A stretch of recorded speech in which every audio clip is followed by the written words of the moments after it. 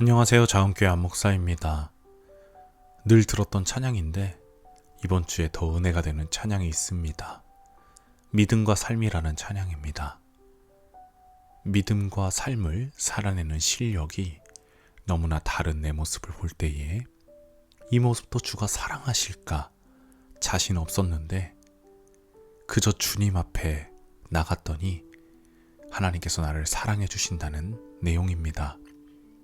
그저 주님 앞에 나갔을 뿐인데 할 수 있는 것이 없어 그저 주님 앞에 갔을 뿐인데 모든 것을 해결해 주시는 그 주님을 만나게 되는 것입니다.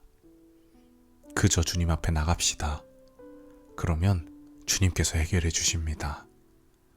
오늘도 저는 말씀으로 그저 주님 앞에 나아갑니다. 오늘 말씀은 사도행전 25, 26, 27장 말씀입니다. 25장 베스도가 부임한 지 사흘 뒤에 가이사랴에서 예루살렘으로 올라가니 대제사장들과 유대 사람들의 지도자들이 그에게 바울을 고발하였다. 그들은 그에게 줄곧 졸랐다. 그들은 그에게 제발 바울을 예루살렘으로 불러 올리라고 간청하였다. 그들은 길에 사람을 매복시켰다가 바울을 죽일 계획이었다.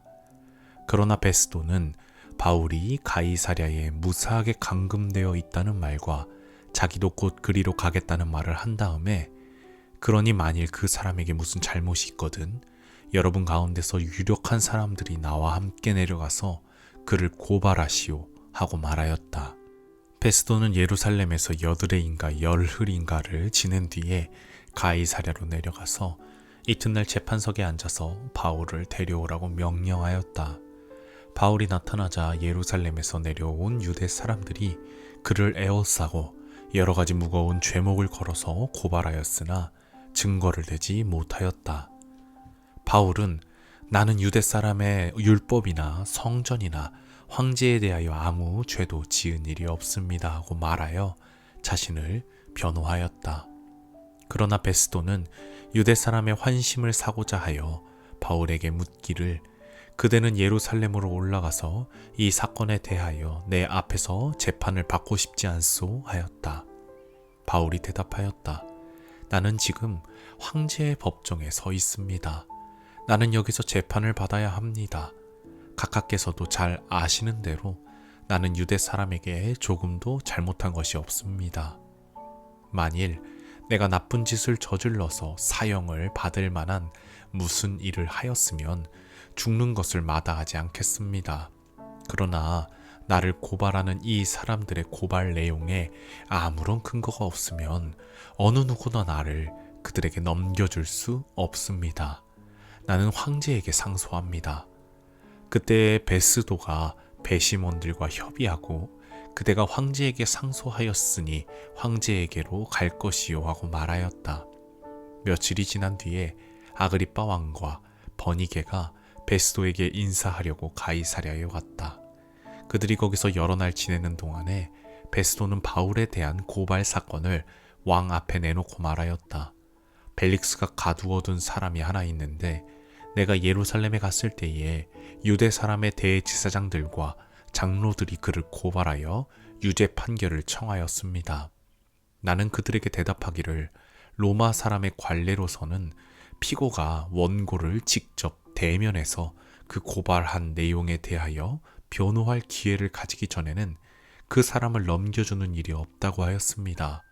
그래서 그들이 여기에 함께 왔으므로 나는 조금도 지체하지 않고 그 다음날 재판석에 앉아서 그 사람을 불러오게 하였습니다. 원고들이 일어나서 그를 고발할 죄목을 늘어놓았지만 내가 짐작한 그런 악한 일은 하나도 없었습니다. 그들이 그와 맞서서 싸우는 몇몇 문제점은 자기네의 종교와 또 예수라는 어떤 죽은 이에 관한 일인데 바울은 그가 살아있다고 주장하였습니다. 나는 이 문제를 어떻게 심리해야 할지 몰라서 바울에게 예루살렘으로 가서 이 사건으로 거기서 재판을 받기를 원하는지를 물어보았습니다. 그러나 바울이 황제의 판결을 받도록 그대로 갇혀 있게 하여 달라고 호소하므로 내가 그를 황제에게 보낼 때까지 그를 가두어 두라고 명령하였습니다.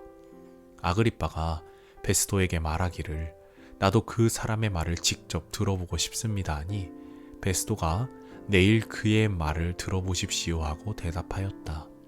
이튿날 아그리빠와 버니게가 위험을 갖추고 나와서 고급 장교들과 그 도시의 요인들과 함께 신문 장소로 들어갔다. 그리고 베스도의 명령으로 바울을 끌어냈다. 그때 베스도가 말하였다.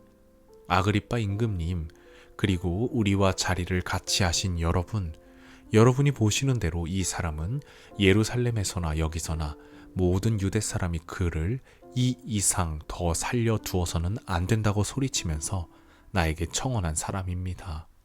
그러나 나는 그가 사형을 받을 만한 아무런 일도 하지 않았다고 판단하였습니다.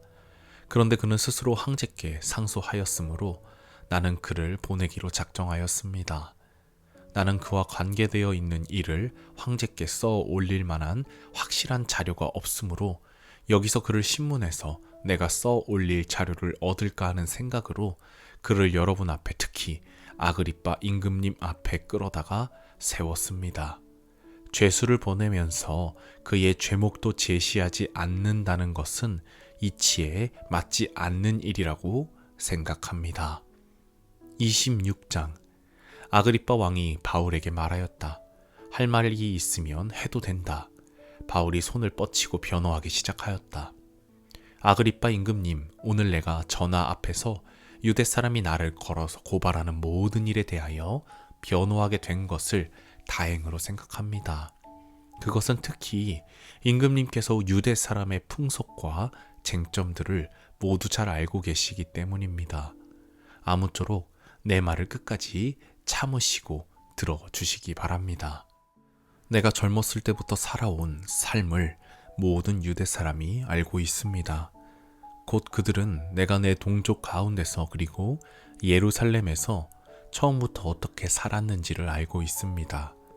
그들은 오래전부터 나를 알고 있었으므로 증언하려고 마음만 먹으면 그들은 내가 우리 종교의 가장 엄격한 팔을 따라 바리새파 사람으로 살아왔다는 것을 인정할 것입니다.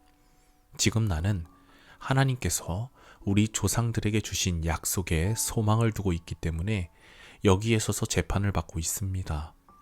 우리 12지파는 밤낮으로 열심히 하나님을 섬기면서 그 약속이 이루어지기를 바라고 있습니다. 전하, 나는 바로 이 소망 때문에 유대 사람에게 고발을 당한 것입니다. 여러분은 어찌하여 하나님께서 죽은 사람들을 살리신다는 것을 믿을 수 없는 일로 여기십니까? 사실 나도 한때는 나사렛 예수의 이름을 반대하는 데에 할 수 있는 온갖 일을 다 해야 한다고 생각하였습니다. 그래서 나는 그런 일을 예루살렘에서 하였습니다. 나는 대제사장들에게서 권한을 받아가지고 많은 성도를 옥에 가두었고 그들이 죽임을 당할 때에 그 일에 찬동하였습니다. 그리고 회당마다 찾아가서 여러 번 그들을 형벌하면서 강제로 신앙을 부인하게 하려고 하였습니다. 나는 그들에 대한 분노가 극도에 다다랐으므로 심지어 외국의 여러 도시에까지 박해의 손을 뻗쳤습니다. 한 번은 내가 이런 일로 대제사장들에게서 권한과 위임을 받아가지고 다마스쿠스로 가고 있었습니다. 임금님, 나는 길을 가다가 한낮에 하늘에서부터 해보다 더 눈부신 빛이 나와 내 일행을 둘러 비추는 것을 보았습니다. 우리는 모두 땅에 엎어졌습니다. 그때 히브리 말로 나에게 사울아, 사울아, 너는 어찌하여 나를 핍박하느냐?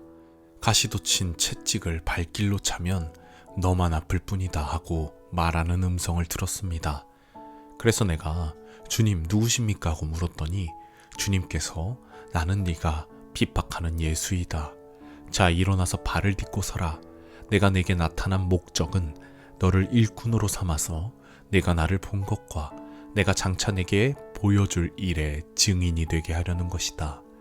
나는 이 백성과 이방 사람들 가운데서 너를 건져내어 이방 사람들에게로 보낸다. 이것은 그들의 눈을 열어주어서 그들이 어둠에서 빛으로 돌아서고 사탄의 세력에서 하나님께로 돌아오게 하며 또 그들이 죄사함을 받아서 나에 대한 믿음으로 거룩하게 된 사람들 가운데 들게 하려는 것이다 하고 말씀하셨습니다.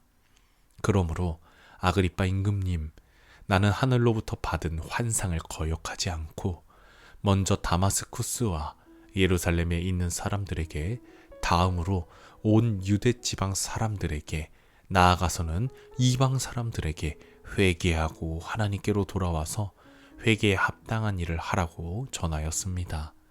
이런 일들 때문에 유대 사람들이 성전에서 나를 붙잡아서 죽이려고 하였습니다. 그러나 내가 이날까지 하나님의 도우심을 받아서 낮은 사람에게나 높은 사람에게나 이렇게 서서 증언하고 있는데, 예언자들과 모세가 장차 그렇게 되리라고 한 것밖에는 말한 것이 없습니다. 그것은 곧 그리스도는 고난을 당하셔야 한다는 것과 그는 죽은 사람들 가운데서 가장 먼저 부활하신 분이 되셔서 이스라엘 백성과 이방 사람들에게 빛을 선포하시리라는 것입니다. 바울이 이렇게 변호하니 베스도가 큰 소리로 바울아, 네가 미쳤구나. 네 많은 학문이 너를 미치게 하였구나 하고 말하였다. 그때 바울이 대답하였다. 베스도 총독님, 나는 미치지 않았습니다. 나는 맑은 정신으로 참말을 하고 있습니다. 임금님께서는 이 일을 잘 알고 계시므로 내가 임금님께 거리낌 없이 말씀드리고 있는 것입니다. 이것은 어느 한 구석에서 일어난 일이 아니므로 임금님께서는 그 어느 사실 하나라도 모르실 리가 없다고 생각합니다. 아그리빠 임금님, 예언자들을 믿으십니까? 믿으시는 줄 압니다. 그러자 아그리빠 왕이 바울에게 말하였다.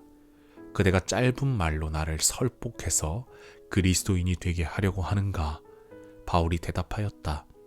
짧거나 길거나 간에 나는 임금님뿐만 아니라 오늘 내 말을 듣고 있는 모든 사람이 이렇게 결박을 당한 것 외에는 꼭 나와 같이 되기를 하나님께 빕니다. 왕과 총독과 번이게 및 그들과 함께 앉아있는 사람들이 다 일어났다. 그들은 물러가서 서로 말하였다. 그 사람은 사형을 당하거나 갇힐 만한 일을 한 것이 하나도 없소. 그때에 아그리빠 왕이 베스도에게 말하였다. 그 사람이 황제에게 상소하지 않았으면 석방될 수 있었을 것이오. 27장. 우리가 배로 이탈리아에 가야 하는 것이 결정되었을 때에 그들은 바울과 몇몇 다른 죄수를 황제의 부대의 백부장 율리오라는 사람에게 넘겨주었다. 우리는 아드라무테노호를 타고 출항하였다. 이 배는 아시아 연안의 여러 곳으로 항해하는 배였다. 데살로니가 출신인 마케도니아 사람 아리스다고도 우리와 함께 하였다. 이튿날 우리는 시돈에 배를 대었다. 율리오는 바울에게 친절을 베풀어 친구들에게로 가서 보살핌을 받는 것을 허락하였다. 우리는 시돈을 떠나 백기를 갈 때에 맞바람 때문에 키프로스 섬을 바람막이로 삼아서 항해하였다. 우리는 길리기아와 밤빌리아 앞 바다를 가로질러 항해하여 루기아에 있는 무라에 이르렀다.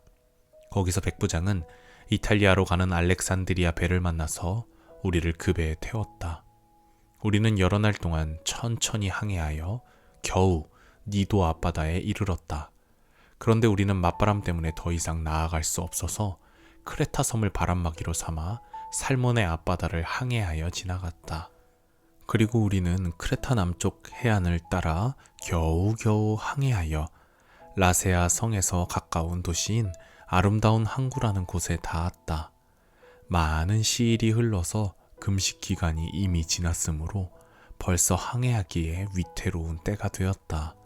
그래서 바울은 그들에게 이렇게 충고하였다. 여러분, 내가 보기에 지금 항해를 하다가는 재난을 당할 것 같은데 짐과 배의 손실만이 아니라 우리의 생명까지도 이를지 모릅니다. 그러나 백부장은 바울의 말보다는 선장과 선주의 말을 더 믿었다. 그리고 그 항구는 겨울을 나기에 적합하지 못한 곳이므로 거의 모두는 거기에서 출항하여 할 수 있으면 베닉스로 가서 겨울을 나기로 뜻을 정하였다. 베닉스는 크레타 섬의 항구로 서남쪽과 서북쪽을 바라보는 곳이다. 때마다 남풍이 순하게 불어오므로 그들은 뜻을 이룬 것이나 다름없다고 생각하고 닻을 올리고서 크레타 해안에 바싹 붙어서 항해하였다. 그런데 얼마 안 되어서 유라굴로라는 폭풍이 섬 쪽에서 몰아쳤다. 배가 폭풍에 휘말려서 바람을 맞서서 나아갈 수 없으므로 우리는 체념하고 떠밀려 가기 시작하였다.